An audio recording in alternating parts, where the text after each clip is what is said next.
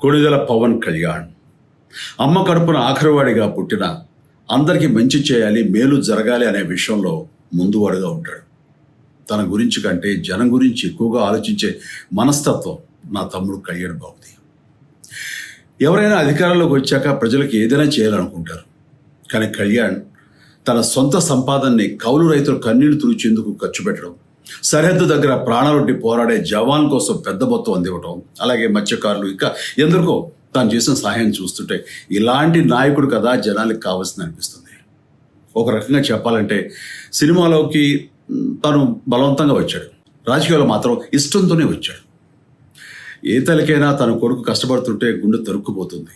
అలాగే ఏ అన్నకైనా తన తమ్ముడు అనవసరంగా మాటలు పడుతుంటే బాధ వేస్తుంది. అలా బాధపడుతున్న నా తల్లికి ఈ అన్నయ్యగా ఒక మాట చెప్పాను. నీ కొడుకు ఎంతోమంది తల్లుల కోసం, వాళ్ళ బిడ్డల భవిష్యత్తు కోసం చేసే యుద్ధం అమ్మా ఇది. మన బాధ కంటే అది ఎంతో గొప్పది అన్నాను. అన్యాయాన్ని ఎదిరించకుండా మౌనంగా ఉండే మంచివాళ్ళ వల్లనే ప్రజాస్వామ్యం మరింత నష్టం అని నమ్మి జనం కోసం జన సైనికుడయ్యాడు. తాను బలంగా నమ్మిన సిద్ధాంతం కోసం తన జీవితం రాజకీయాల్లోకి అంకితం చేసిన శక్తిశాలి పవన్ కళ్యాణ్.